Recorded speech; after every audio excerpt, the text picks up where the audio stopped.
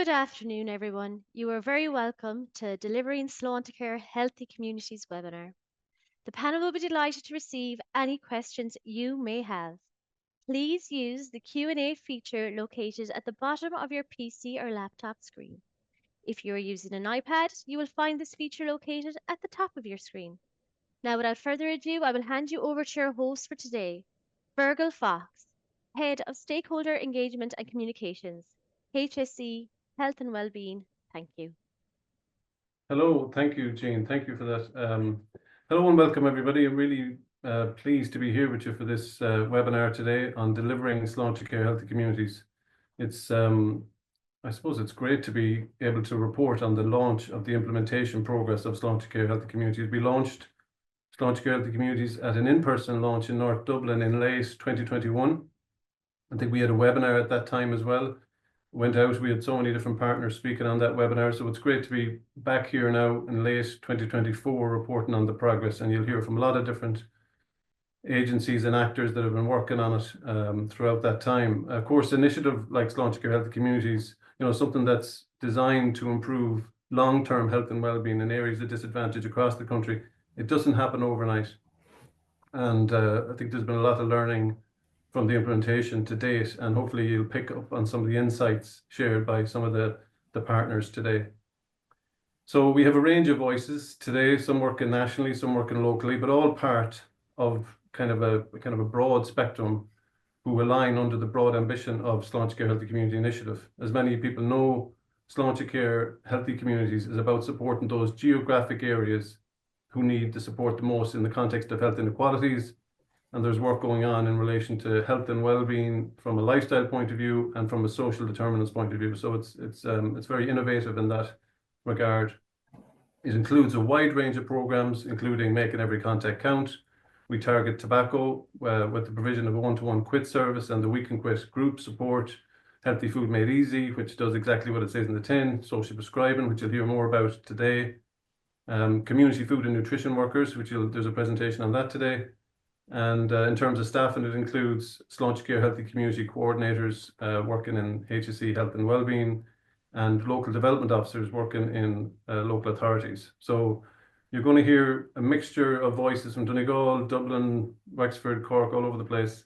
And we hope to be able to showcase the work and the progress and give you some insight into how we are collectively delivering Sláintecare Healthy Communities. First up, we have Greg Straton. He's an assistant principal officer with Healthy Ireland in the Department of Health, and he's played a key role in the commissioning of Sláintecare Healthy Communities with the HSE and through the local authority structures. Greg, I'll hand it over to you for a few words, please. Thanks very much, Fergal. I just would like to start off by thanking everybody attending the webinar today. We've been really pleased with the response to it, and also to thank all of our partners who are taking the time to present on their work. And I'm really looking forward to hearing the examples and the case studies, as I'm sure you all are. Just to say that I'm the project lead for Sláintecare Healthy Communities in the Department of Health, and from the outset of this project, it's been about the reduction of health inequalities. So sadly, in Ireland, as in most countries, those who are least well off have different health outcomes to the most well off, and our least well off people in the country experience a higher burden of disease at a much younger age and live much shorter lives. And a lot of these differences are avoidable. And the programme therefore aims to improve the long-term health and well-being of the most disadvantaged communities in Ireland. At the moment, we're operational in 20 areas across the state. We're adding 4 new areas to the programme in 2025. We're really excited about that and have just started the process of identifying them. But what this programme is really about is the delivery on the ground in a partnership approach to try and overcome some of the health behaviours and determinants that are there. So just once again, thank you very much for everybody for attending today, and again to all of our partners who do such excellent work on the ground. Thank you very much, Greg. And it's great to hear that we're going to be, growing the Sláintecare Healthy Communities next year and taking the learning, like I referenced earlier, that implementation piece, that we definitely have a lot of learning over the last 2 or 3 years to bring to the new sites now that we're going to hear more about maybe next year, early next year. So next up, I'm going to invite Grainne Kent. But before Grainne, I'm going to play a little video from service users. But Grainne is going to come in directly after the video. Grainne has been working on research. She's a research and data manager in HSE Health and Wellbeing, and she's been focused on Sláintecare Healthy Communities. She's done loads of work on developing data sets and gathering information from the wide range of delivery partners that you'll hear. And her presentation will help us see where we've got to and who we've got to in terms of the national implementation. But before you hear from Grainne, have a look at this video from Cherry Orchard and Ballyfermot Sláintecare Healthy Community, which gives a great insight from the service user's point of view. I'd say it's going on 45 years, more or less. And it probably would have been, 20 a day. You'd go to see your doctor once a year or something, and he'd be like, "Are you still smoking?" And you'd be like, "Yeah." I live in Ballyfermot, and there was a kind of the one-on-one program where you get 6-week periods of kind of weekly one-to-ones with the support worker. And then there's the nicotine replacement therapy, which is free, which is great. So we set a date for me to stop smoking. It worked for me, and I've been off them now for 5 months without so much as a drag of a cigarette, which for me is amazing. It's kind of a bit horrifying. I notice how much better you feel, kind of emotionally and psychologically and physically, since I stopped smoking. That really surprised me. Anyone that was thinking of giving it up, I'd kind of encourage them just to get in contact with Tina or whoever it is. It's free and it's friendly, and it's in Cherry Orchard and Ballyfermot, and that's great. The reason I was interested in the healthy food course was I wanted to eat healthier myself. I was after putting on weight. My grandchildren were very fussy, and I didn't want to be cooking 2 or 3 different meals. So it was a way of getting veg into the kids without them knowing, and me eating healthier myself. It was a 6-week course, and every week we would learn 2 different recipes. We learned a bit about nutrition, we learned about the food pyramid, and we learned about portion sizes.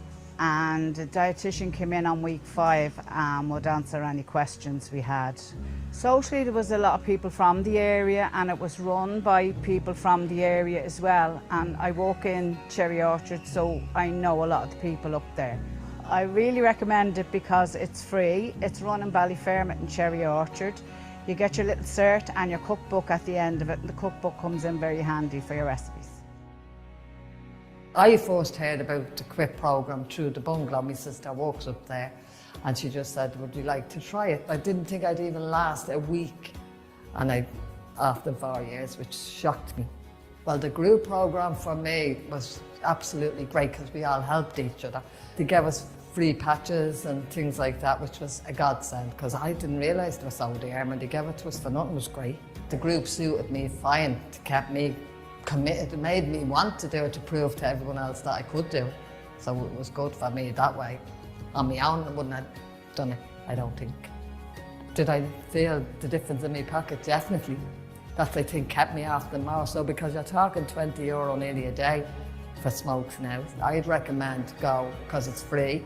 The patches are there, so you get them for nothing. So it's definitely a help, and I'd recommend it to anyone in Ballyfermot. I'm a single mom with 2 boys, and things can get a little bit hectic, as they say, house devil, street angel, and I used to get a little bit overwhelmed. So with the Help of the Parents Plus course, I'm a lot calmer as a parent. I'm responding rather than reacting. I'm taking deep breaths instead of just shouting like a bear. I actually look forward to going every Thursday because you had a bit of a laugh as well. Problem shared is a problem halved, and it made you feel like you weren't on your own with what was going on in your house. The Parents Plus programme has given me self-confidence for mindfulness parenting, just giving me strategies and tips and support. It is local, it's in our community, and it's free, and it's really beneficial.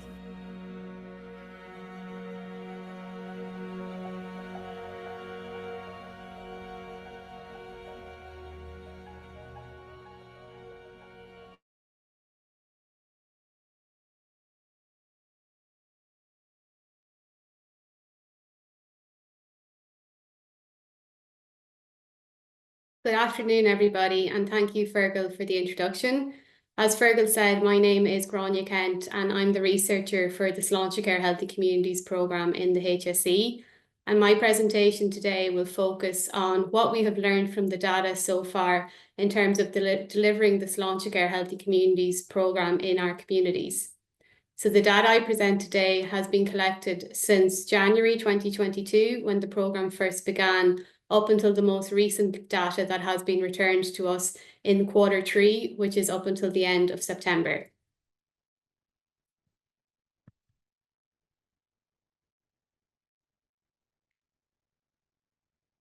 So in terms of the data that we collect from the programme, as Fergal and Greg very well outlined, we're trying to do a very specific aim through the delivery of the Sláintecare Healthy Communities programme, and that is through a range of health and wellbeing interventions, including parenting, healthy food made easy, social prescribing, one-to-one stop smoking services, we can quit, and making every contact count.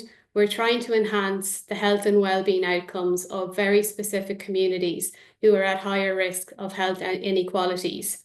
So we have a very specific aim, and we need to make sure that we're actually doing what we said we would do. So to do that, through the data collected, we monitor both programme implementation and programme reach.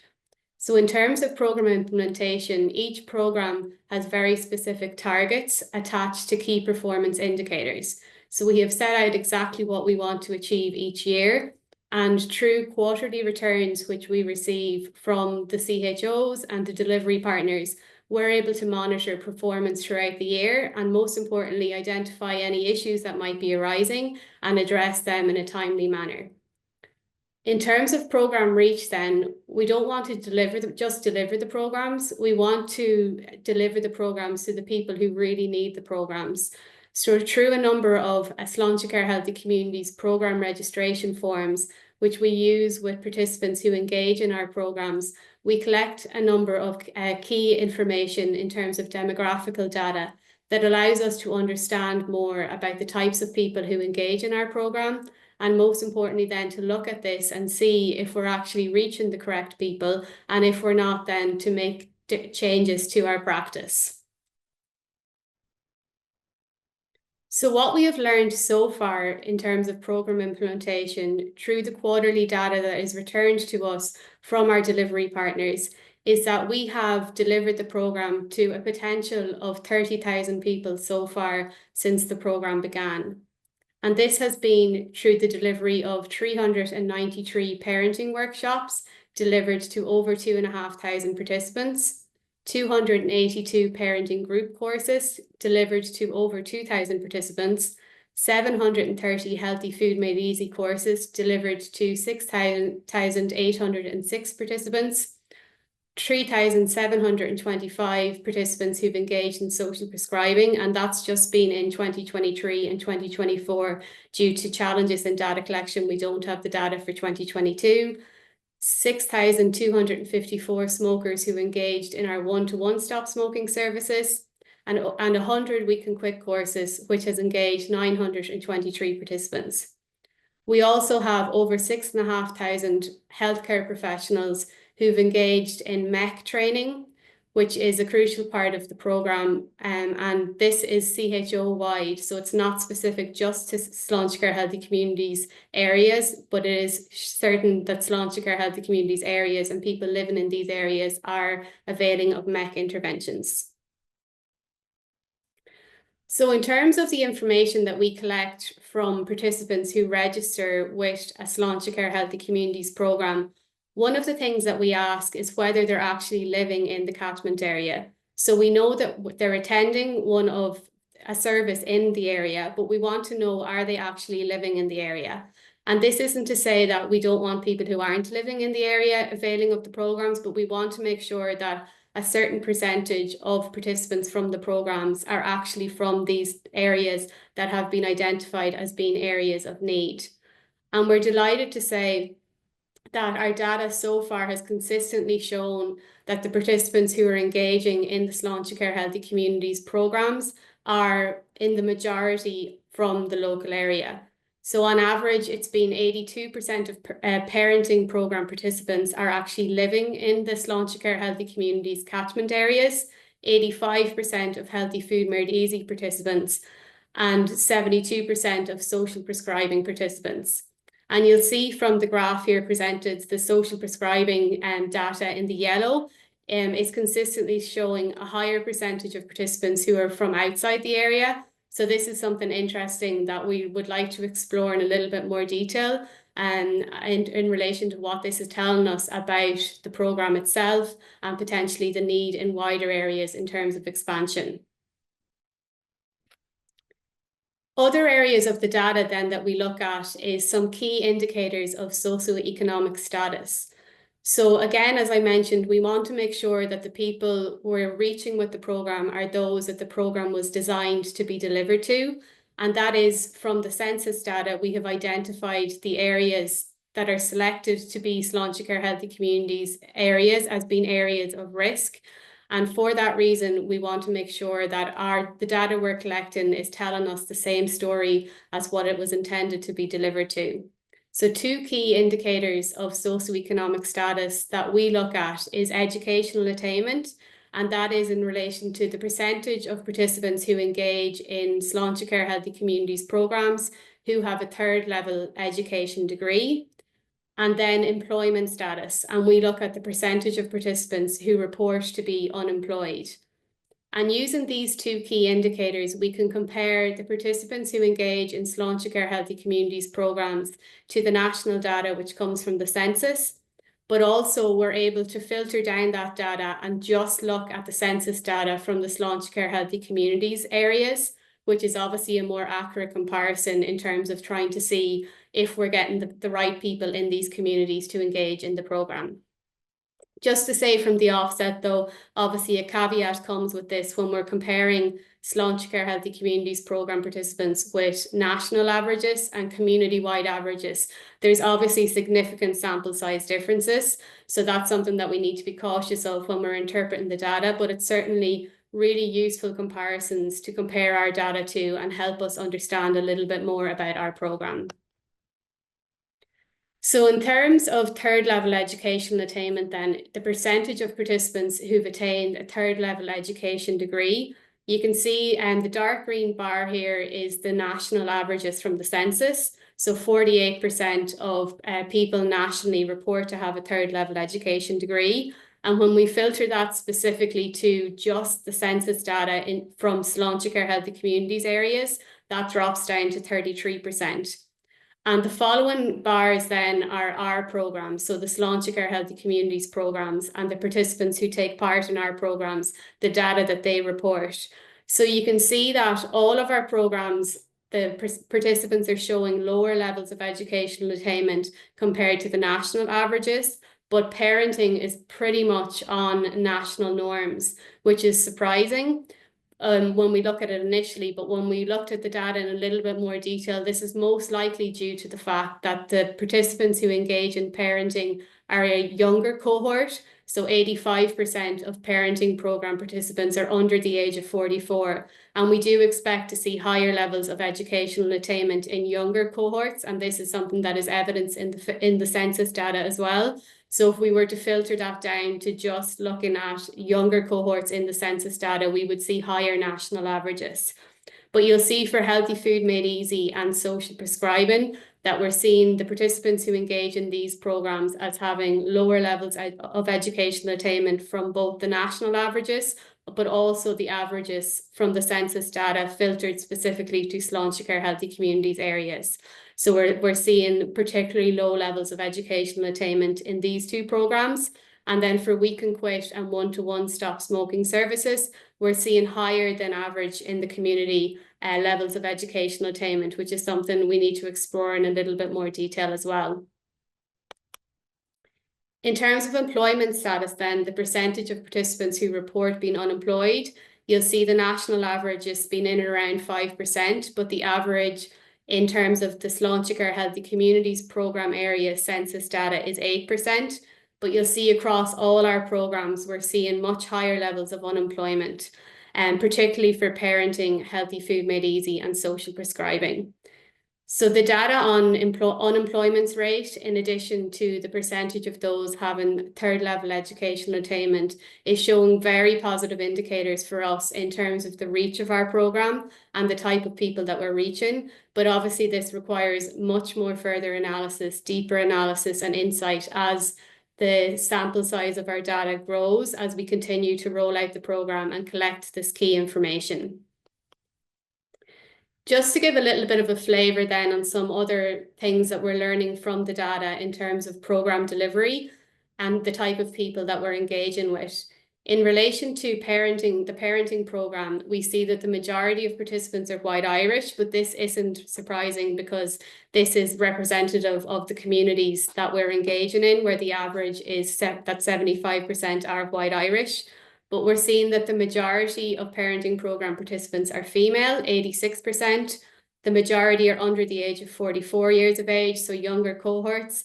And we're seeing that 34% of parenting programme participants to date report being lone parents, which again is a really positive indicator because we know that lone parents may have additional risk factors, and the fact that we're engaging these parents is really positive in the programme. In terms of Healthy Food Made Easy, then again, we're seeing the majority of Healthy Food Made Easy programme participants being white Irish, but that is reflective of the community. We're seeing a more equal split in terms of gender, with 58% of Healthy Food Made Easy programme participants reporting to be female.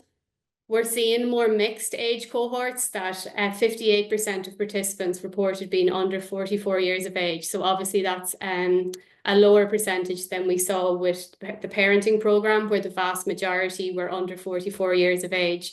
And we're also seeing that a lot of participants who are engaging in the Healthy Food Made Easy programme seem to be engaging through already established community groups. For example, groups for those retired and disability services in the areas. So we're seeing that 18% of Healthy Food Made Easy programme participants reported being retired, while 17% reported to be unable to work due to sickness and or disability.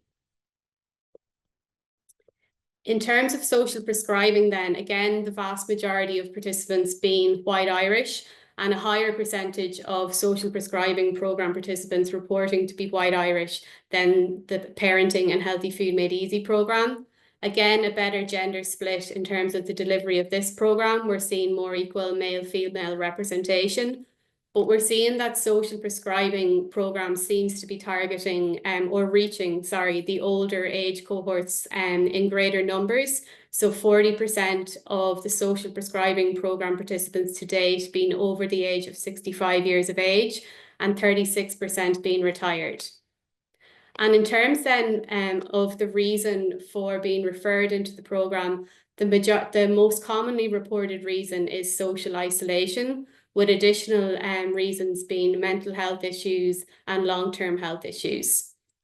And then finally, in terms of social prescribing, we're seeing that the most commonly referred source into the programme is actually people making self-referrals into the programme, which is obviously positive in terms of that people want to be involved in the programme, and maybe word of mouth within the communities is positive, and that people want to engage in the programme. But we also are really happy to see that there's a wide number of other healthcare professionals engaging and referring into the programme. For example, GPs, occupational therapists, mental health liaison nurses, public health nurses, and practice nurses. So just to say that although we're seeing really positive indicators of the reach of the programme, and that the programme is doing what we intended to do in terms of targeting those most at need of the types of interventions we're delivering, there is obviously a need for a much greater analysis and exploration of the programme. And we're hoping that that will come through an evaluation of the programme, which there's been a lot of discussion about to date. And we're hoping to receive some information on that before too long, which will hopefully help us understand in greater detail exactly what is happening with the programme and how programme delivery is working in these areas that we're supporting. And before I finish, just to say a massive thank you to all of the participants who've engaged in the programme to date and who have trusted us with providing their data to us, because without this information, we wouldn't know anything really about the delivery of the programme and whether we're doing what we wanted to do. So massive thanks to the participants, the delivery partners who support them on a daily basis, and our CHO colleagues as well, who've been vital in terms of this data collection process. And just one very small additional point there. I know in the link we've shared a link to our 2023 overview report, which provides more information on our data from 2023. And if you click on this QR code as well on your screen, on your mobile phone or another device, you'll be able to access it as well. So thank you very much for your time, everybody, and I hope you enjoyed today's webinar. Thank you so much, Grainne, for that really vivid representation of the data, and so important to have that evaluation lens as we progress implementation. So well done on that, and we'll include the link to the 2023 report, Grainne, you just referenced there in the email that goes out if you're watching this on our YouTube channel following the event live today. That's a very good report that gives the depth that Grainne just outlined, gives a little more depth on the activity, the detailed activity from 2023. And I also want to say thanks to the service users from the video from Cherry Orchard and Ballyfermot. Without their support, we can't sell the programme, and it's so important to get that kind of high level of engagement with the service users. Next up, we have Anne-Marie Laffan, who is working as a local development officer with Wexford County Council. And as I mentioned at the outset, the work of the local authorities and with the local development officers it plays a key role in the partnership in how Sláintecare Healthy Communities was conceived. So it's very important that we include the local authority viewpoint, and Anne-Marie has some good insights from her work in Wexford, and she's a great video to share. So I'll hand it over to you, Anne-Marie. Thank you. Anne-Marie, if we can just ask you to unmute yourself, please, and thanks.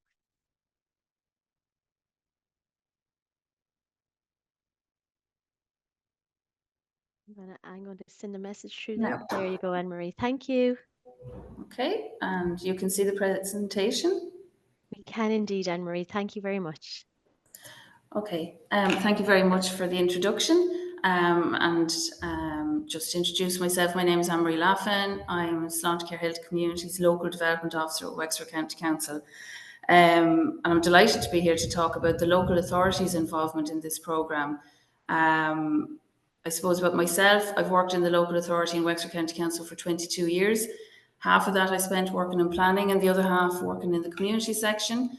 And I suppose for me, this is probably one of the nicest or best jobs I've actually had, because I think through the structures and the way it's set up, it is actually really effective on the ground, and I can see it's making meaningful changes to a lot of the communities that we're working on. So I suppose just to give you background in terms of the programme in Wexford, we actually have 4 distinct areas in Wexford. 2 are urban, Wexford Town and Enniscorthy Town, and then we have 2 rural areas, Edermine and Timon.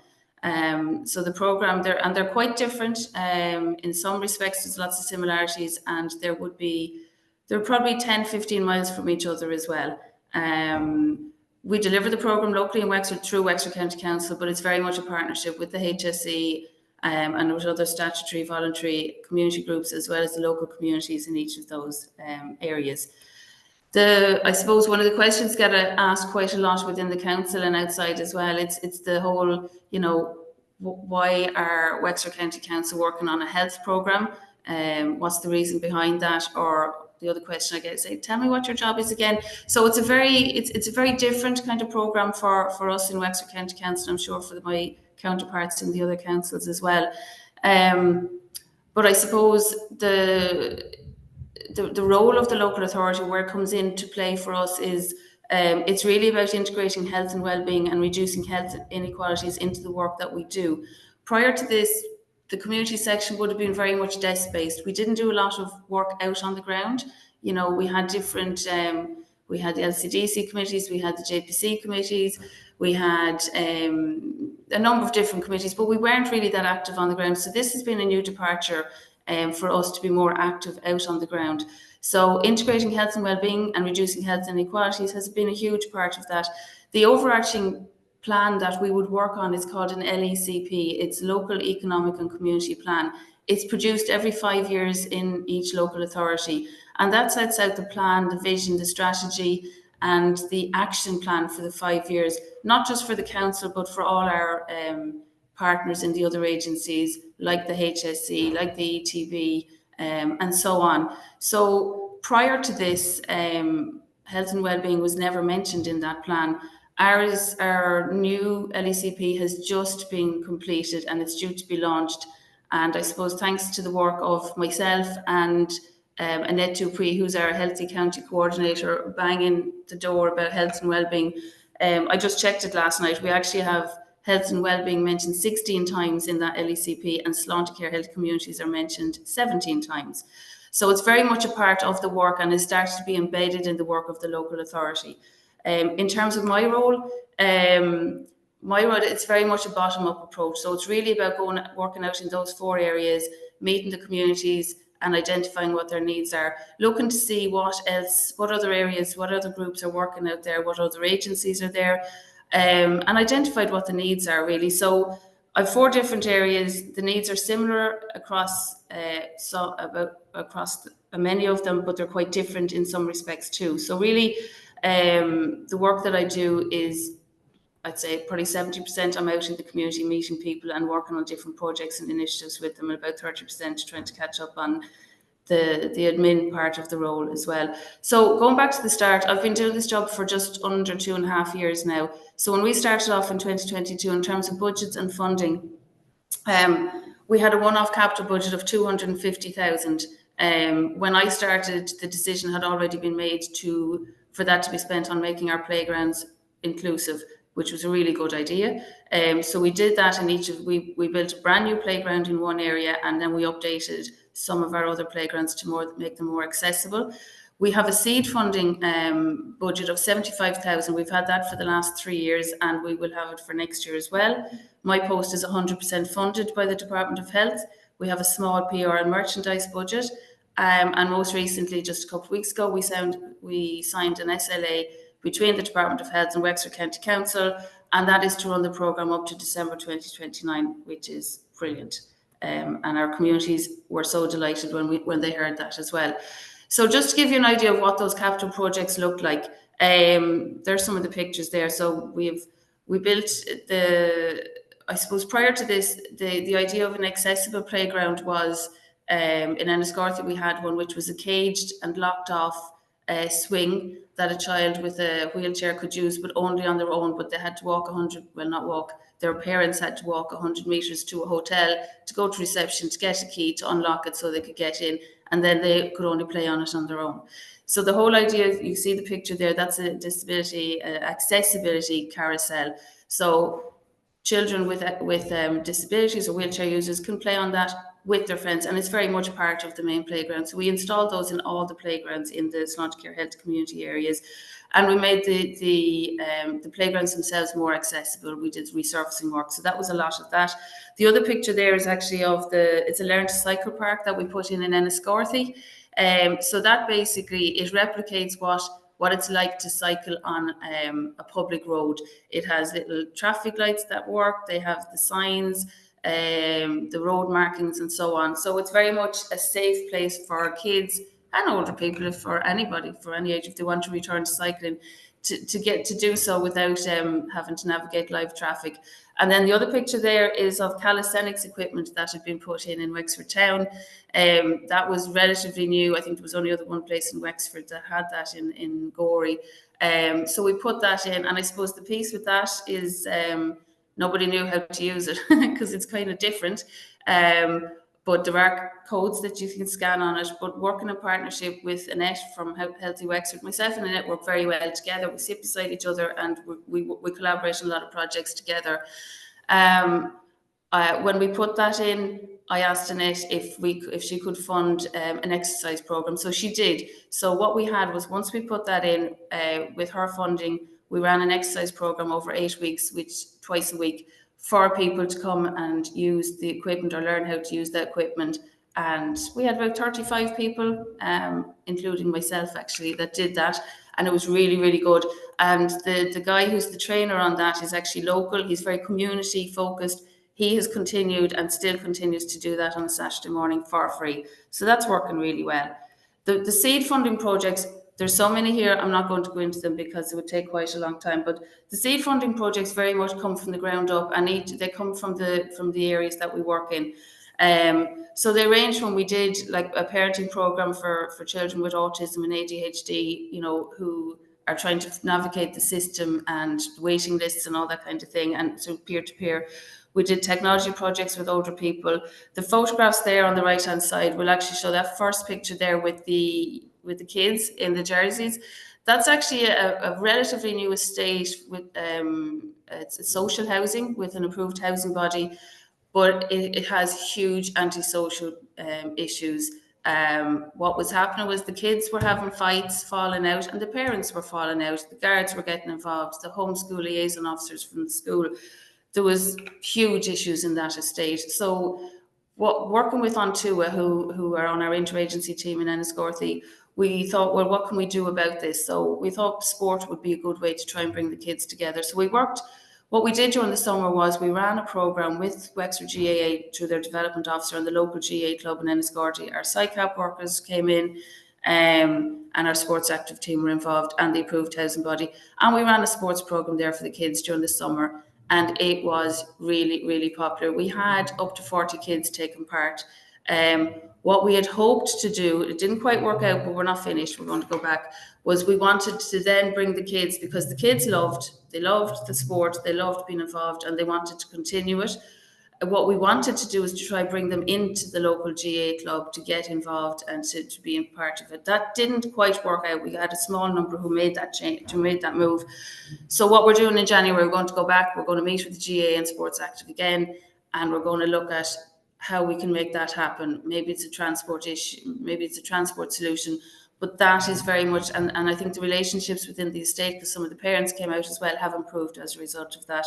The picture on the right-hand side is a sensory garden in Enniscorthy. It's in Enniscorthy community allotments. So you have a lot of mental health groups like Cottage Autism Network, Wexford Mental Health Association, that have allotments right beside that area. So it was just to add something to it where they could sit and relax. The picture on the bottom right-hand side, that was actually, we did a place standard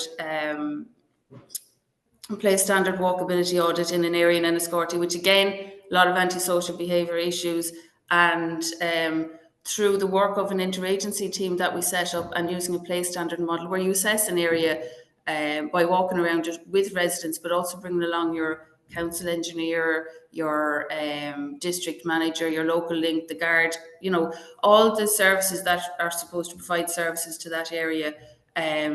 We worked on improving that area, and at the end of it, we're not at the end of it because it's an ongoing thing, but after a year, there were huge improvements had been made. We had a celebratory event, so we called it the Tea on the Green, and actually that's a picture from it. We partnered with, there's an Arts Council funded project called Creative Places, and we have that in Enniscorthy.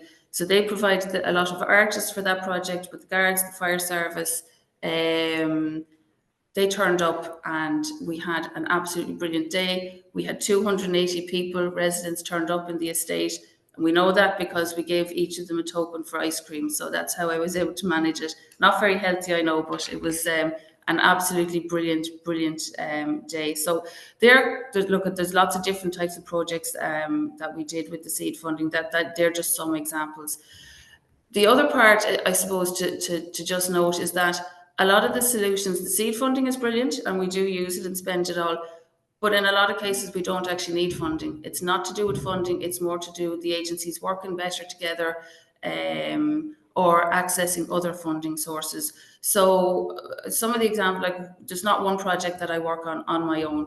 Every single project normally has multiple partners on it. So some of the examples there, we would work with Creative Ireland. Creative Ireland are a fantastic source of funding, and we have worked on many, many projects. A couple of the examples are there.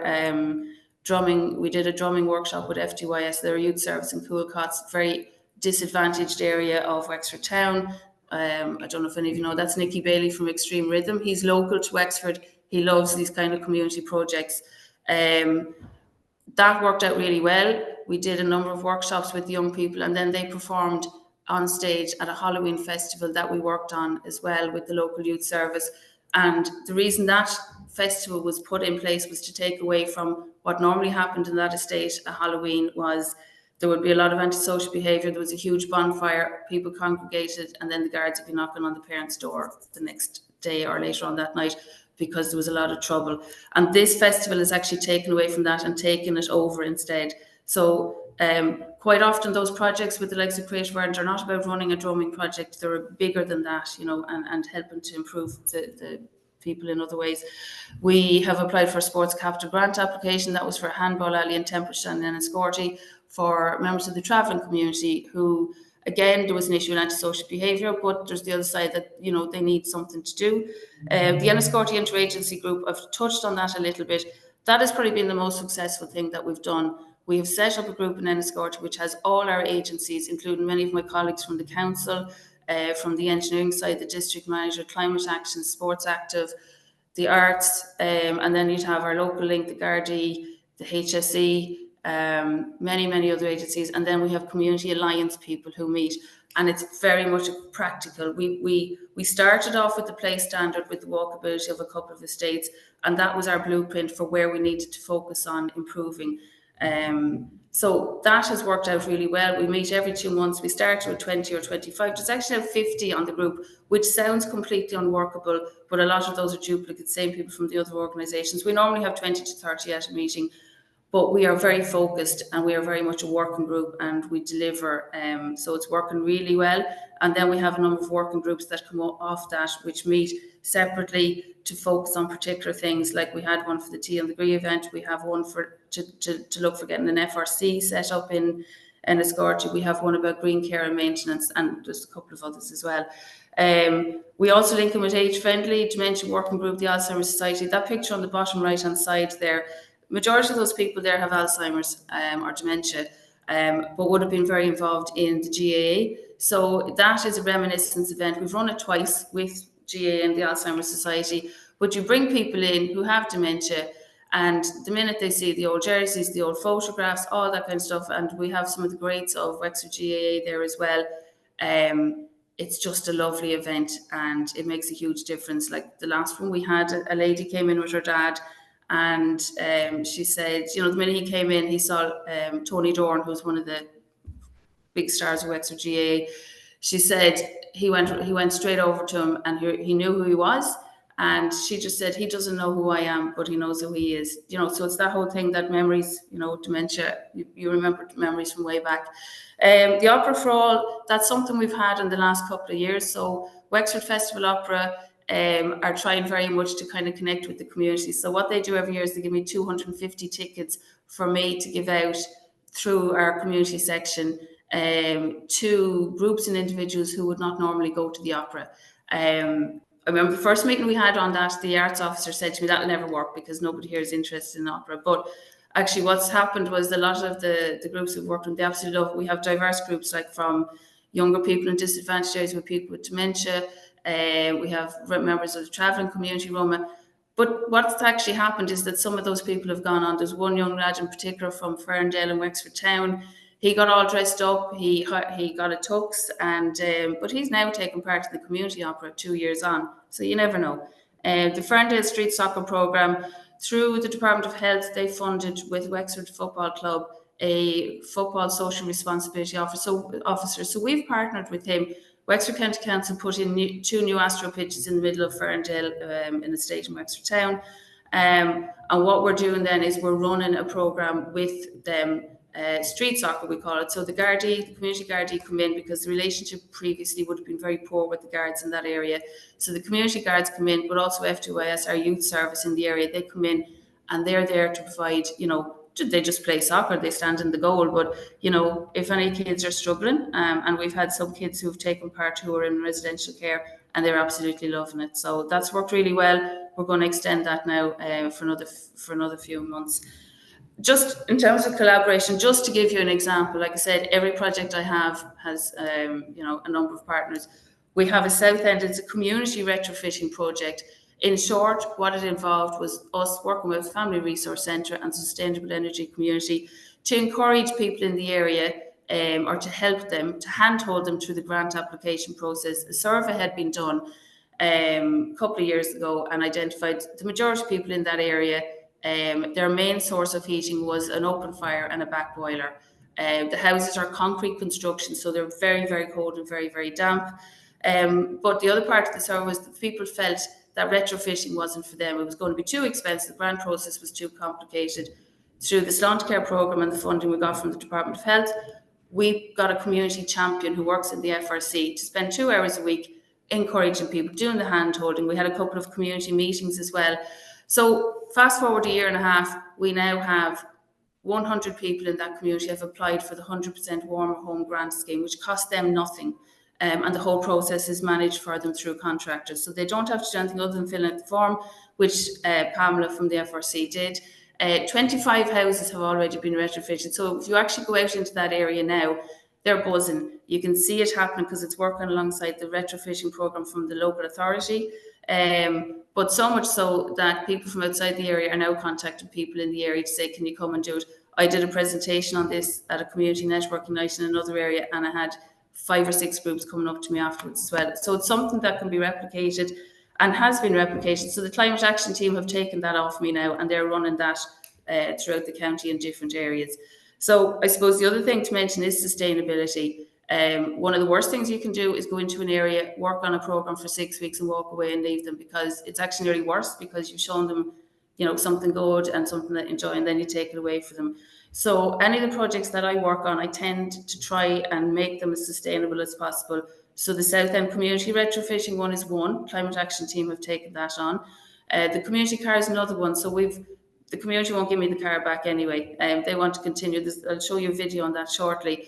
But we've secured funding with the National Transport Authority to be able to continue that, and thanks to the work of volunteers, that can continue to run. But an awful lot more is about influencing national and locally. We're doing a project here around a referral-based food bank, but there is no funding for that. So through the LCDC and linking in with our local politicians, we're trying to influence that so that there is funding made available to do that. Through our municipal district offices, we do presentations at their meetings as well. That's another way of influencing our local councillors. So that's just some of the ways that we can try and make some of these projects that we're testing out. Hi there, Anne-Marie, can you hear me there? Yeah. Sorry, no, I feel like I'm the music coming over at the Oscars, but we have I'm done. This is my last one, actually. This is my last one. Just there, there's other links there. We've had one of our partners presented at the UN on the retrofitting. We've linked to with Georgia Southern, SETU and UCD. We do a lot of research. All our projects are research based as well. And finally, I'm just going to finish on then the Timon community car is probably one of the nicest projects. We'll have to push that back or share that in the follow up, because we've 4 other speakers to get to. Thank you very much, Anne-Marie, for sharing your insights and all, such a multiplicity of partnerships internally, and fair play for making all the progress you've highlighted. I'm going to switch quickly to Anne-Marie Crosse. She's the Sláintecare Healthy Communities Co-Ordinator in Donegal and Cavan, and she's going to give us a presentation on how they've worked to incorporate the community voice up there. Over to you, Anne-Marie. Great. Okay. Hi, everybody. Thank you very much, Fergal. My name is Anne-Marie Crosse, and I'm one of the Sláintecare Healthy Community Coordinators, one of many across my colleagues around the country. And I suppose for this presentation, you've heard a lot about the different programs that we're running, but I'm going to talk more about the process that we have taken within our own area to actually try and progress the program, but also to try and increase the impact for communities on the ground. And I've entitled the name of the presentation Community Voices, because I think that's really, really important. And, we have to remember that community are at the center of what we're trying to do. And I'd like to acknowledge my community partners. I have three different sites, one in County Cavan, one in the Inishowen Peninsula, and one out in the North Gaeltacht area, extremely different places. So Cavan County Local Development, Donegal Local Development, Inishowen Development Partnership, Inadne Padraig, and Shockhuskell. And I know they're on the webinar today, so you're very welcome. So I suppose when we're talking about process, what are we talking about? And this program was extremely different and offered a huge opportunity, in that was to be place-based. And we're thinking about place-based, that the Tory Island or Inchone Peninsula or down in Belturbet or in Dublin or in Wexford or wherever, they're all very different places, and they're different people and they're different issues. Now, some of them may well be translated across sites, but what we take is that each place is different, and we need to be flexible and autonomous, and we need to listen to the different needs as they're coming up. The key second one is really around co-production. And when we talk about co-production, we're talking about working together. Are we listening to the community on the ground? Are we ensuring that the issues they're telling us about place-based thinking, place-based working, are the issues that we can then bring into our programs, whether it be the Healthy Food Made Easy program, the parenting program, social prescribing, or the We Can Quit program, or stop smoking. And we have moved programs around based on their recommendations and listening to what are the issues on the ground. And if we were to think about Einstein's ladder of participation, what we're trying to aim towards is the top of the ladder. Like you can use co-production, all these different words can be bandied around, and you can be working at the lower end of the ladder. And what we don't want to do, we want to try and bring up the program to as far into an area of kind of equal knowledge, equal power sharing. And that's what we're aiming towards. So I'm going to bring you through some of the different ways we've been trying to do that in the program. Now, we have a road here, and the roads aren't always the very best, but when we talk about a road, we talk about a journey. And the journey we have gone on, has had its ups and downs. It's had potholes. It's had different ways of thinking, different ways of being. But what's really important in a road or a journey is knowing where you're going. And a huge piece for us is sitting down together and agreeing a direction, looking at a map. What are the kind of key indicators we need? What are the signposts we need to be looking out for? How do we stop? What are the pit stops we stop and reflect and think? And what is working well? What's not working well? Do we need to change direction? Do we need to get a new map? And who is driving? Is it a co-pilot? Is it the HSE or the local authority or another sector driving the agenda, or are the communities with us as co-pilots or co-drivers, or are we sharing in and out? And I suppose that's the model. We're on that road. We have a map, we have a direction, and then we need to think about the environmental conditions that we're actually driving in as well. So be that the road is shaky in different spaces. It's different in Cavan to Donegal, or we sometimes have to take a ferry or a helicopter out to different areas. But what are the external conditions we're living and working with? What's the pressures that are going on within the local area for local communities? And then what are the internal environments like? So who are the key stakeholders? Who are the gatekeepers? How do we make sure that the groups that we're working with are representative of the groups on the ground? What are their networks like? And what we have found is that communities know the places better than anybody. We build on the work they've done. So whether it be a community network in the Inchone Peninsula, which covers the whole area, the work is already done for us there. We're now bringing in a new layer. We're kind of adding to. So to me, the Sláintecare Healthy Communities is building on those foundational pillars that the communities have already been working on, and adding to that piece and bringing in new partners.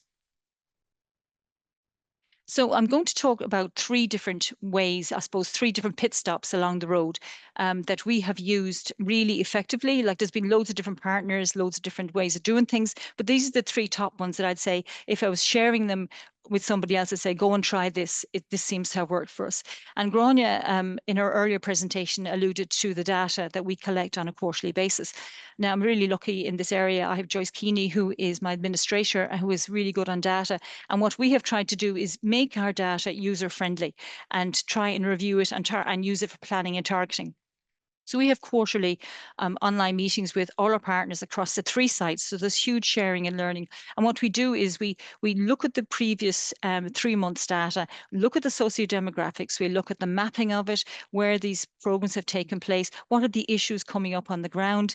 So we marry that piece of data and analysis with the stories. Well, this is not working because of this, perhaps we should try this. So in our review and analysis, we have used kind of pictures, we've used stories, we've used, you can see some of the examples there on the screen of infographics and then shared them out with our community partners beforehand, and then had discussion on these kind of review meetings. So coming out of that, we've got a really, really good comprehensive overview of what is working well and maybe what we need. And some examples of that would be our parenting program. Our parenting program, particularly in County Donegal, was not doing so well. And when we went back out to the communities to find out what the issues were, we ran focus groups, and we found that, you know, there was certain needs were not being met, or that there was flooding of certain programs because we're living on the border. So again, we changed some of the way we went about things, and we're very proud to say we've moved from the bottom of the ladder right up to maybe the second in the country. So we're really happy with the reach, but that is down to communities. They're doing the work, you know, on the ground. So that allows us to kind of better target.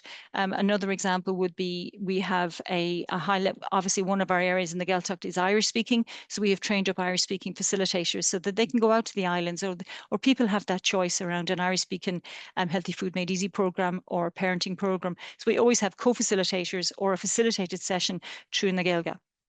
We have also looked at things like inter-program referability. So if somebody's on a Healthy Food Made Easy program, we've now got a wraparound program called Eating Around the Kitchen Table, which is linked into our parenting program. And again, on that, our nutritionists are coming in with budgeting programs. So we're knitting the whole program together in a much better way, so that it's not just one program in one silo, it's knitted all the time. And then what we're finding on this is that obviously then we've improved outcomes, and we can see this in our data. We're not only just meeting our KPIs, but we're meeting what the people are talking about on the ground. And because we're having that place-based thinking and doing different things in different places. The second example I'm going to talk about is a Mehel. We've set this up in the Gaeltacht area. And again, I mentioned earlier around the networks, the strong networks that are in different areas. And Cavan and Inishowen would have, I suppose, a very strong network on the ground. We tend to have one or two partners, which really helps us solidify and kind of get the information out to local groups. But in the Gaeltacht area, is covering a huge expansive area. We have a sea, we have two of the islands, Arranmore and Tory Island. We also have a national park in the middle of it. We have peninsulas, we have very rural areas.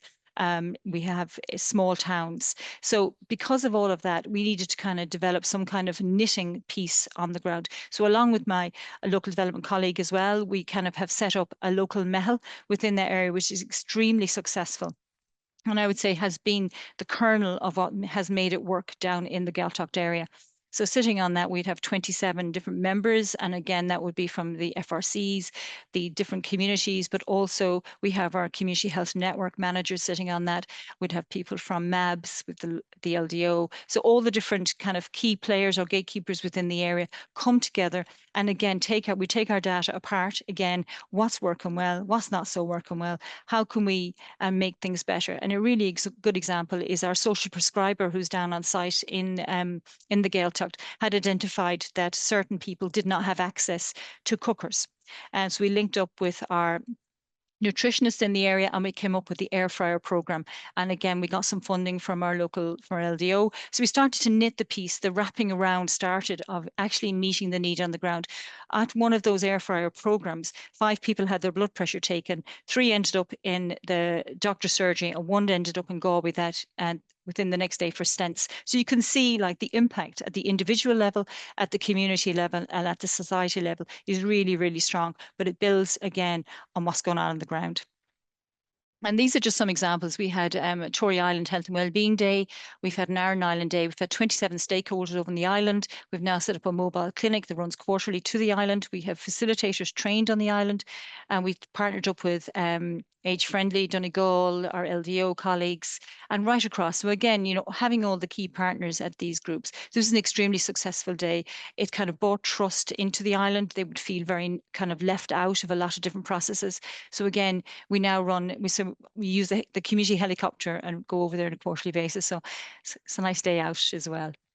So this is another example of, for the Gaeltacht area, you can see it's a huge area there, and we have developed a community outreach plan, because a lot of the programs can run in community halls or different spaces, but a lot of people can't even get to these. Our public transport infrastructure is really poor within areas. Our access to shops or halls or sites is very low. So what we have decided to do, we've linked in with the community bus program. and it's within our partner Inadne Podrick. And so what we have is we have a planned outreach program where we take our Sláintecare health communities on wheels to the different sites, but we've also got our CHN colleagues are also going to be sending maybe a physio or an OT onto different sites. We're exploring this piece at the moment, and also looking with Mental Health Ireland and with our mental health services as well. And again, age friendly. So it's about bringing the service to people. In certain areas, we just cannot get there no matter what we do. And our nutritionists are extremely innovative, and we have mobile kitchens, but just sometimes you just can't do it. So the third example I'm going to give you is our partner review day. And Grainne alluded to earlier that the 2022 data we couldn't always use. It was quite scatty in places, and we wouldn't be able to make evidence-based informed decisions about it. So we used the next 2 years data, and we took that data and made it life size. So we developed like huge big placards of the data from each of the programs, looked at what was the breakdown in sociodemographics. We looked at the mapping, where the programs actually taking place, what were the low traction areas, how do we get in there, what do we need to do. But we've also looked then at what was working well in the programs, what the things do we want to keep. We also looked at how does this link into health inequalities? Where are we on the health inequality curve or line? And so we used national data around saying, what are the approaches we need to be using? So again, building on Marmot's work or different work from different theorists around the best approach around trying to address health inequalities. So all the time trying to marry evidence, but also with good practice, innovation, and keeping the community at the center of the program. We called the program the idea of the wins, the walls, and the wisdom. So it was each of the programs, when we're looking at the data, it looked at, okay, so that really worked well there. What was the wall? What was the challenge here? What do we need to be doing differently? And then what was the wisdom? And this was very much around what's the wisdom of the community, but also the wisdom from ourselves within the team, from myself and Joyce, and our health promotion officers within the area. What made it work, or what do we want to take forward? But we not only looked at our programs, but we also looked at our structures that we had in place. What's the communication level like between the Sláintecare team and our partners? And what was the issue? How are we getting on collaboratively with other sectors, with the local authority in the area? Do we have enough of a wraparound approach? What are we missing? What's the missing links here? And also looking then at health inequalities. Where are we on the bigger picture? What in looking at areas like Scotland, Wales, other areas that might have that really rural kind of picture, where do we fit within those bigger pictures? And I think this line really speaks for me is, I suppose, a big ethos for me is driving it to be community driven, is that one of the partners says it really feels as if we're all in it together. And like, that's what I wanted, is going back to that idea in the very beginning around place-based thinking, co-production or working together, and community engagement at the highest level and the deepest level and the most meaningful level. So I suppose going forward is something that we will be taking forward, is like, how do we actually build on this even further? And I suppose some of the things that we came up with, we have certain challenges, is that how do we make the programs as flexible to meet the local needs as possible? How do we develop the wraparound programs with the local authority and with other areas as well? So these are things that we really feel are important going forward. And finally, I suppose this is our plan really for community participation or hearing the voice, is that community are engaged as an implementing partner, again, as the valuing community knowledge. The actions do actually address the local needs and priorities as they emerge and as they come up. Community capabilities are increased, and we're particularly looking at that around our community facilitators. We're calling them social agents of change, and how do we train them up? Trust and power and dynamics, and then looking at sustainability and long-term impacts as well. So the last word to the community would be that, one of the quotes was, we believe health and well-being is best nurtured in the places where we all live, work and play. And I think that speaks for itself. So finally, just to say thank you very much for listening. Any questions, very happy to take them. I have myself and Joyce's email here, and I'd like to send a special thanks to Joyce and to Rachel, Sarah and Monica down in Cavan as well. So thank you very much. Thank you very much, Anne-Marie. Really appreciate you sharing so much there. We're running on time, so I'm going to ask Alexandra Kelly to come on. She's the social prescribing link worker in Bray and North Wicklow Area Partnership.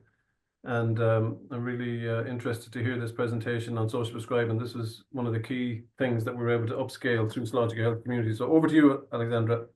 Thank you, Fergal. Always great pleasure to talk about social prescribing. So my name is Alexandra Kelly. I'm a social prescribing and wellbeing coordinator with Bray and North Wicklow area partnership. So I won't go into detail. There is a lot of information about social prescribing. Predominantly, it offers one-to-one support. However, we do use a group approach where gaps in the community are identified, when some of our participants need a supported transition, when they maybe struggle with anxiety, social anxiety, or low confidence. We also foster community collaborations. Social prescribing supports adults to improve their health and well-being by accessing programs, services, activities, and supports in their locality. The service embraces ethos of a person-centered, collaborative, co-production approach, and the person's needs and preferences are always at the core. So in 2024, we engaged in a number of collaborations aiming to improve physical and/or mental health, and all of those initiatives took place in a social setting. So I will focus today, for the purpose of the presentation and the time constraints, only on two pilots, the menopause program and the social therapeutic horticulture program. So those two programs, they really showcase how social prescribing can engage with very disadvantaged communities. So our menopause program was a pilot to provide accessible, trusted HSC-approved information in the areas of medical options, nutrition, exercise, and other lifestyle options. So really, it was on foot of meeting with many women who were overwhelmed with the amount of information that was available, maybe didn't know where to go for support, or found those supports or options prohibitively expensive. So we used a targeted approach to bridge those health information inequalities, engaged in an outreach. So we met with women in the most disadvantaged area in County Wicklow, and we also got support and help from the local family resource centre that shared information and helped us with recruitment. So the primary focus was on Little Bray, which is the disadvantaged area, and then we opened it up to a wider community of women in the North Wicklow area.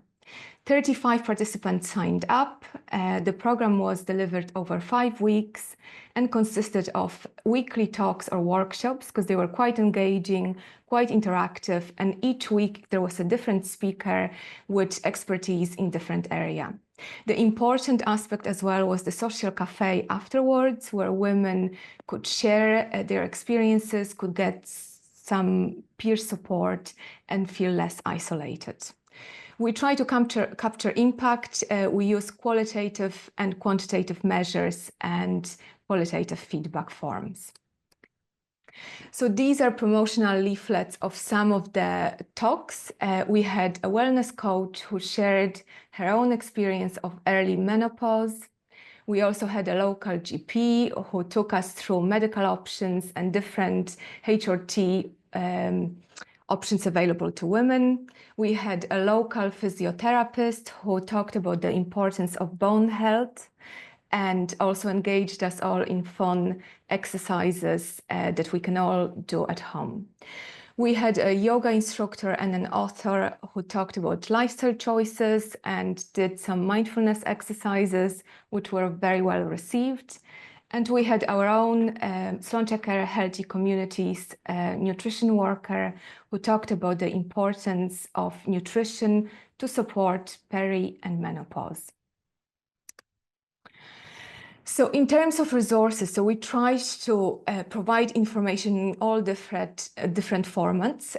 Our local HSC Health and Wellbeing team helped us resource information packs. So those included the Sláintecare Healthy Communities bag and had step counter to encourage physical activity and information on different aspects of women's health. So there was alcohol in women, quit smoking, nutrition, mental health, fall prevention, preventing diabetes, and many, many more.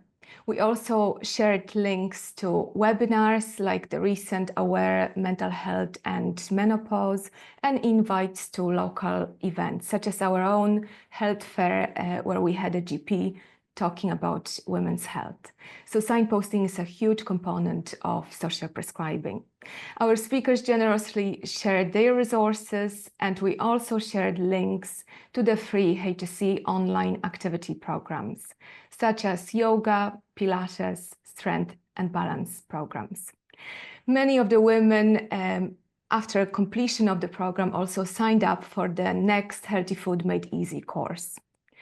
So the important part for us was to track and note any behavioral changes that maybe anecdotally or on the forums were reported to us. So there was objectively and subjectively increase in activity levels, particularly walking and exercising. Diet changes were reported and more awareness around nutrition.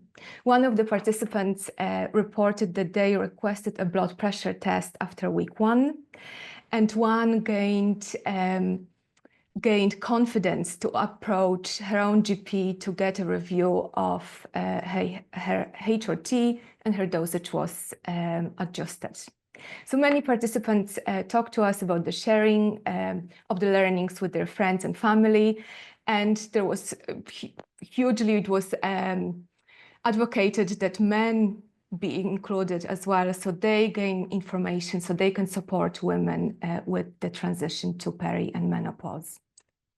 So we used a number of qualitative and quantitative tools like the mental well-being scale, and we also wanted to capture which aspects of each workshop were the most helpful and the most enjoyable, as well as overall feedback on experience.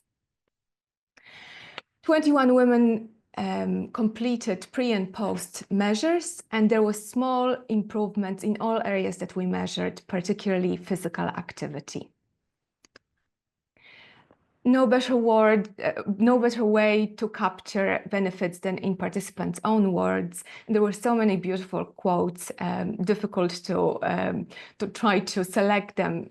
You were heard and seen, which was amazing, gained awareness, skills, knowledge, insight, armed with the facts, met a few friends, took part in a group, made changes.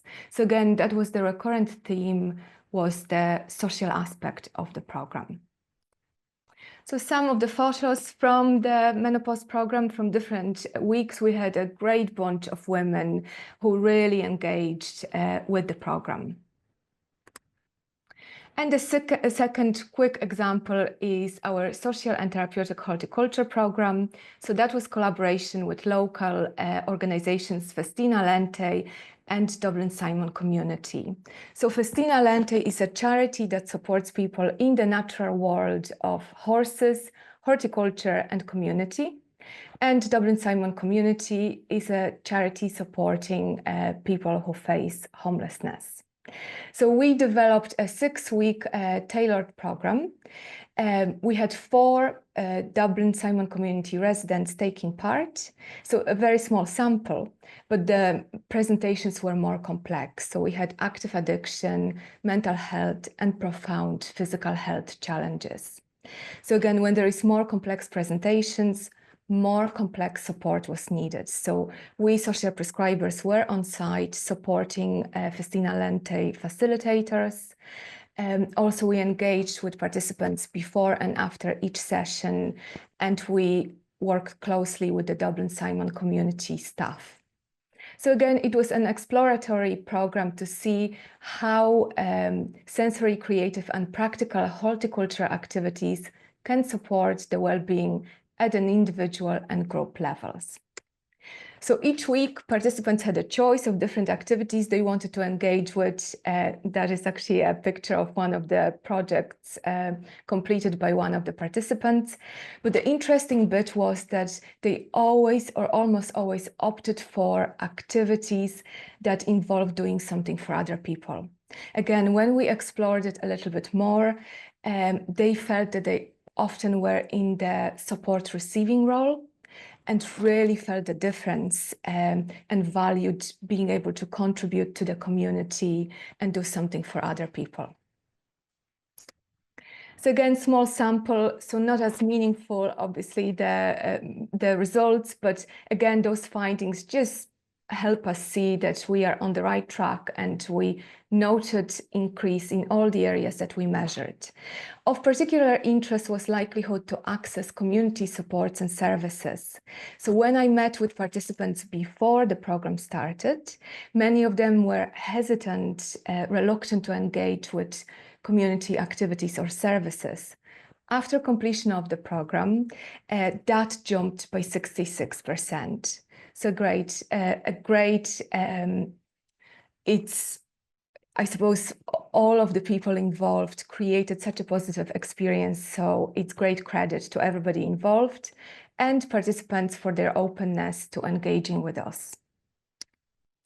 So again, participant feedback was very important to us. You feel important and feel wanted when you do things, when you do something useful. There was not one negative thought in my head this morning. It reminds me of being a kid again. I forgot how to smile and laugh for a long time. 30 years of living like this, you are thinking negative when you are in this life. And just to leave you before I give you my contact details, so we also engaged with staff feedback. That was important, that whatever changes they've observed, they were able to share with us. Thank you very much for listening. Thank you very much, Alexandra. Really fantastic examples there for other people to get inspiration from. You really pulled on local opportunities and free national resources and packages it together in a way that, as you said there, one of the key takeaways I had, you're building people's confidence to do anything. You're building their own self-esteem and pulling them into a group, that social support that they get naturally from a peer group. So you're really kind of bringing social prescribing to a different level in kind of taking that innovative approach. Fair play to you there. I know it's not just yourself, there's a team there, but I appreciate the input today. We're slightly over time here, but I just want to bring you another innovation that's happening, and I'd like to welcome my colleague Ed Murphy on from our Tobacco Free Ireland programme. Hi, Fergal.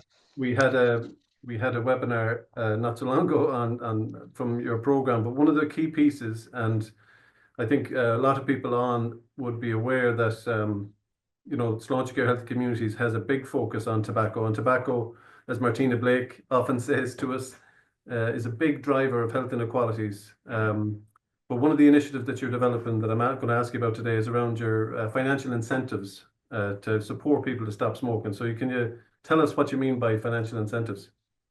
Yeah, well, I suppose in essence, does what it says on the tin, really, Fergal, I suppose. So we're talking about an incentive which has a monetary value, so money or vouchers that's used to firstly encourage somebody to quit smoking and then to reward them if they stay stopped. So that's essentially what it is. And the audience that are on the webinar today are probably wondering, you know, why would you do that? Why would you essentially give somebody money to quit smoking? And I suppose we need to think about smoking as still being the leading cause of preventable ill health, disability and death in Ireland.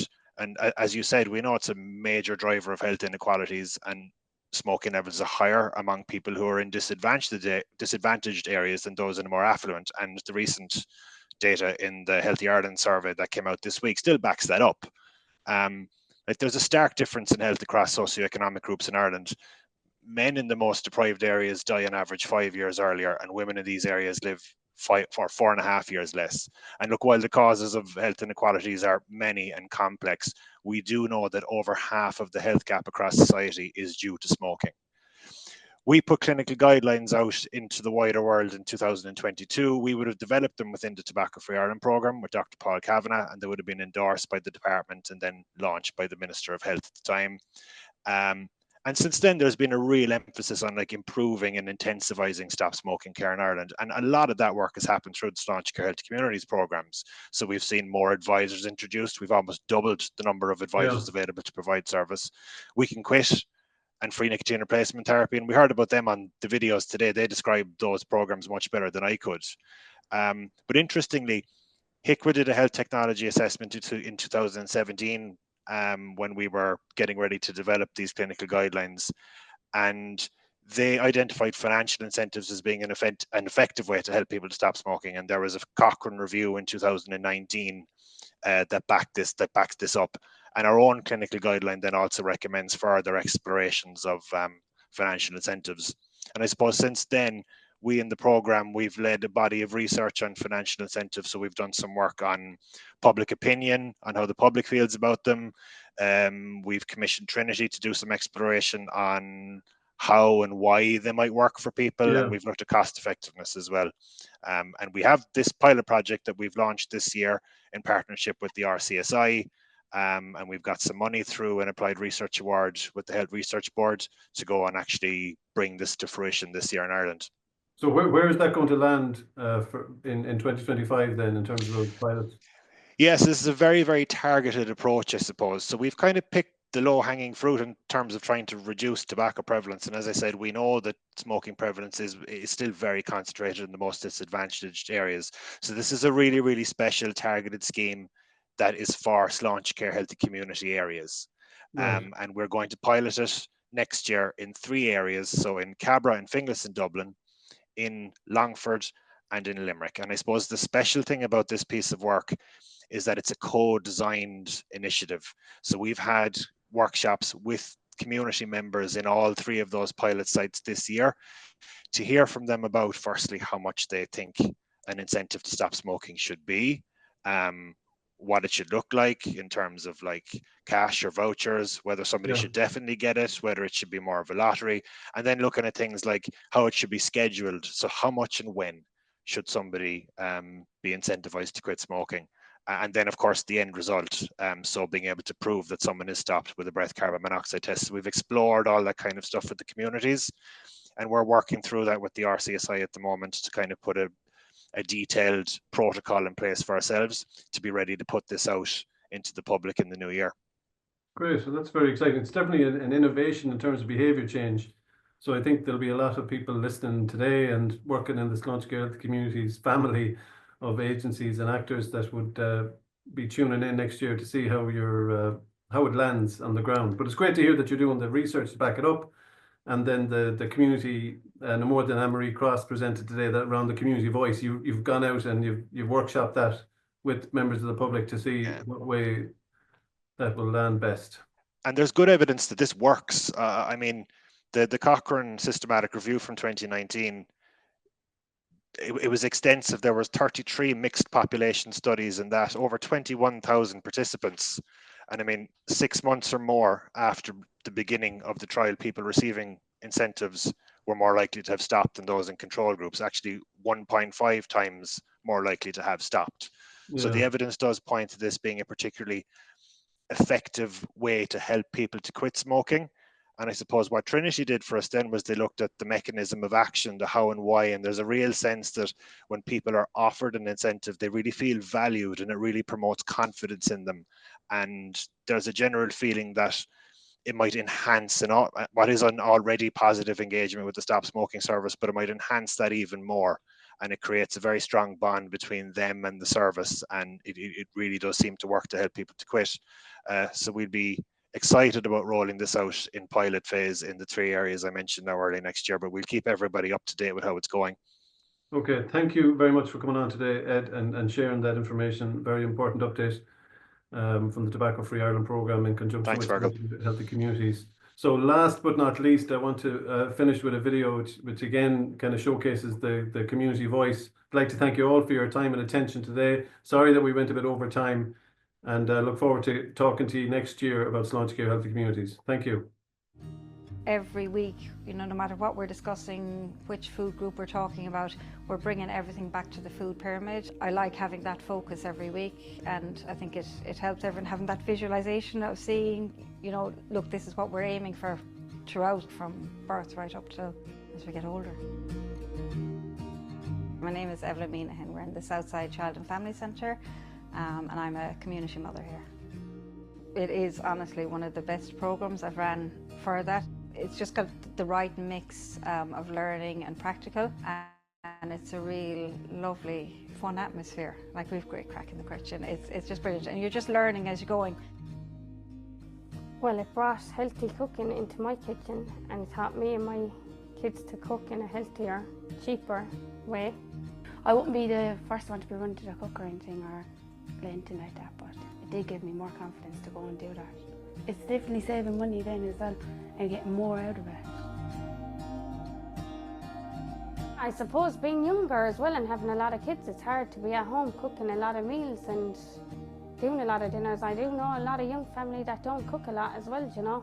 Yeah, I do think it's a great opportunity to encourage young people to do, I really do. We'll usually have a quick cup of tea and a coffee and everyone has a little chat. Then we'll usually, probably about 10 o'clock, we'll get started. I enjoyed it, yeah, and everybody made us feel comfortable and we all had a laugh and we were all there for the one thing and we all felt great at the end of it. I was nervous doing it, but then I was like, you know what, just do it, and it's the best thing I ever did. It wasn't serious, it was just we're all having a laugh, but still learning at the same time about it.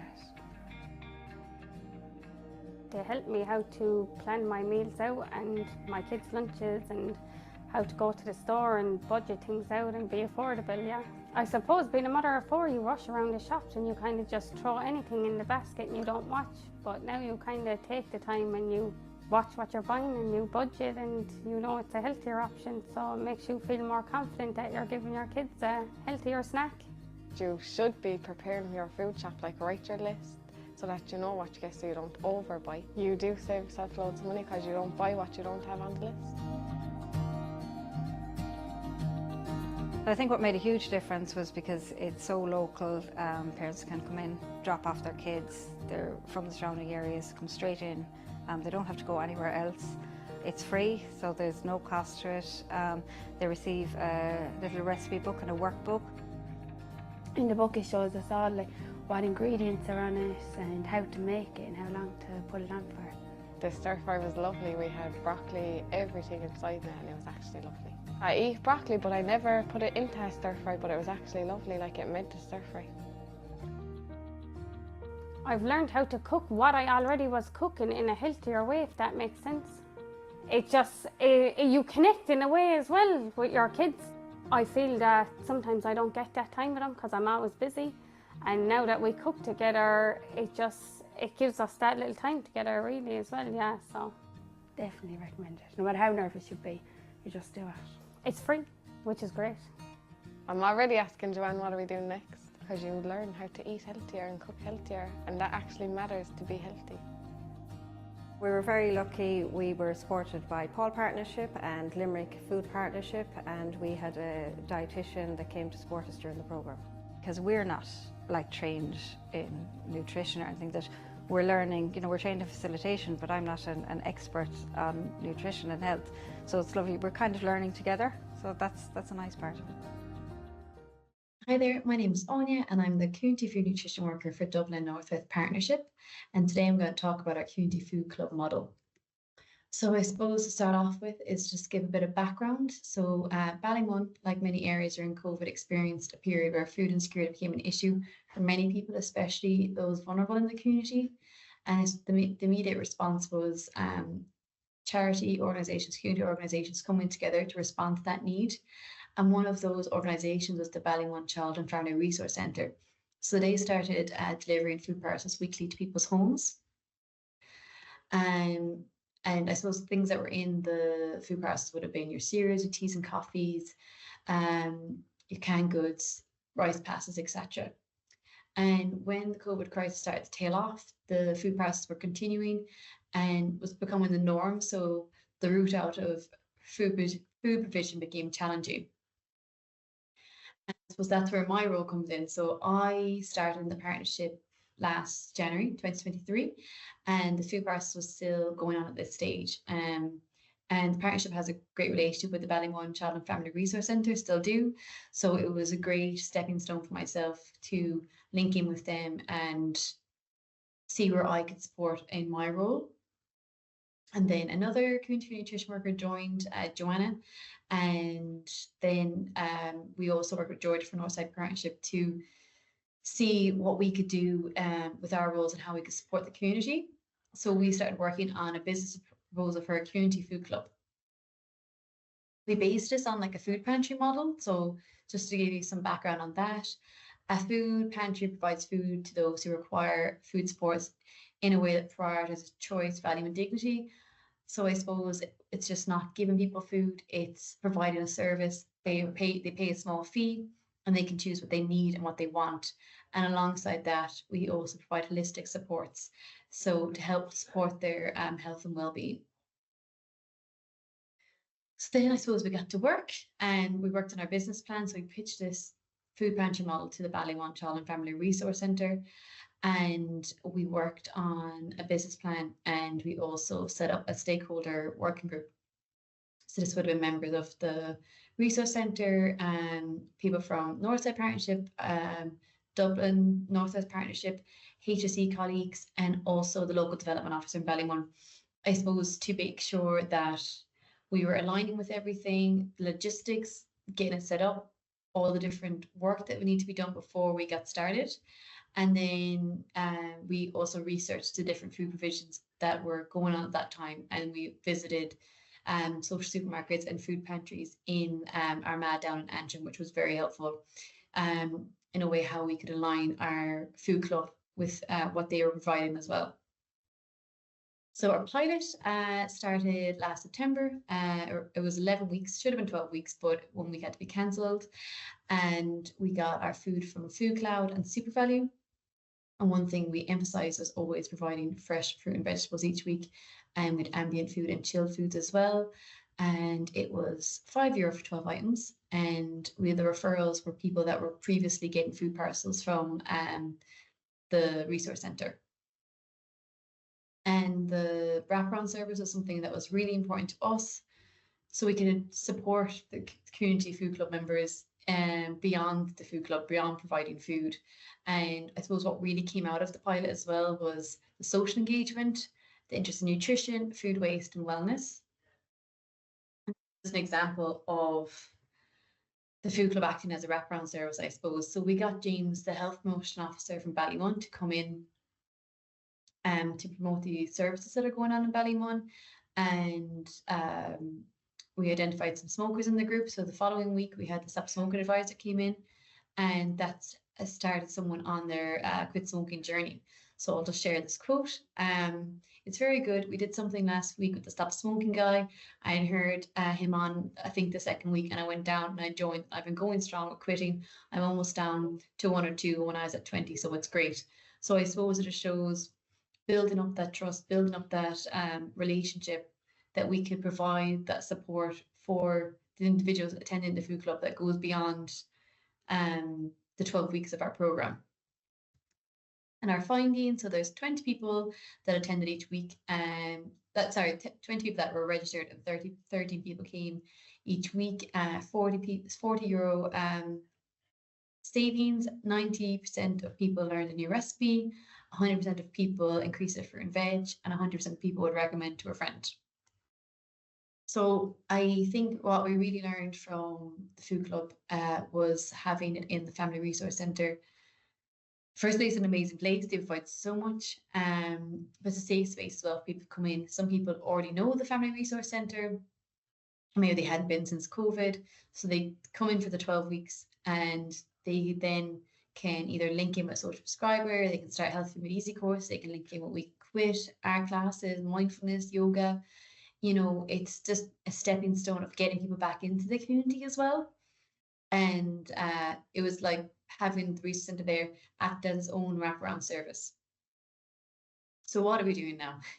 So we learned a lot from the pilot, and then we tried to add that into our food club model that we're doing now. So we also cover healthy community areas, Finglas and Cabra. So we wanted to see if it would also work in these areas too.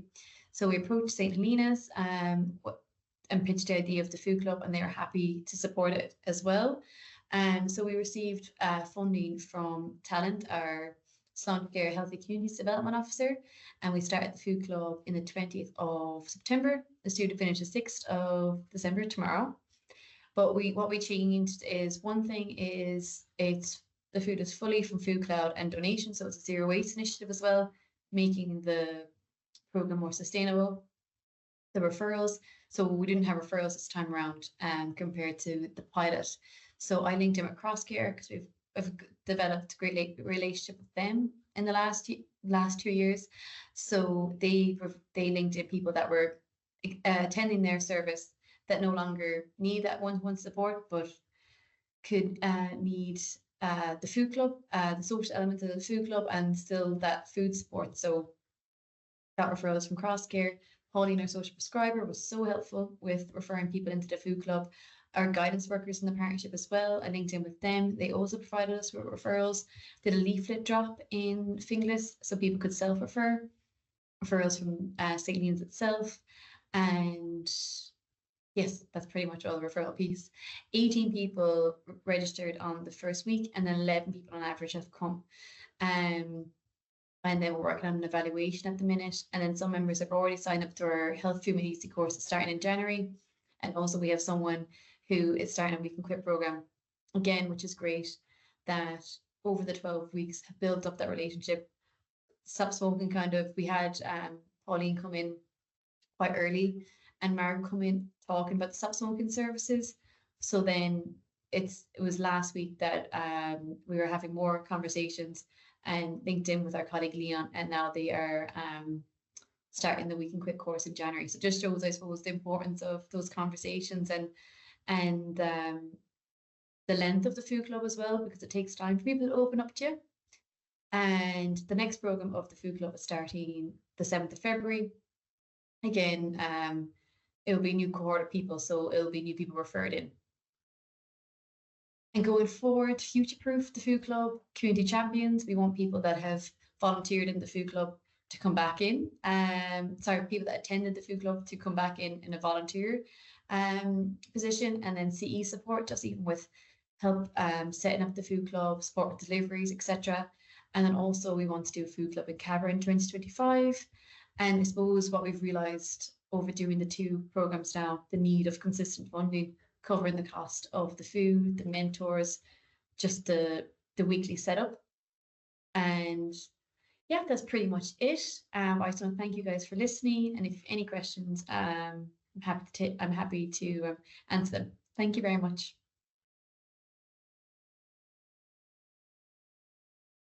My name is Jim Parr. Yeah, my name is Leanne Bamble. My name is Larry Curtin. My name is Bernie McGee. Hi, I'm Enda from Boland's Wexford. My name is Anne-Marie Laffan and I work in the Community Development section at Wexford County Council.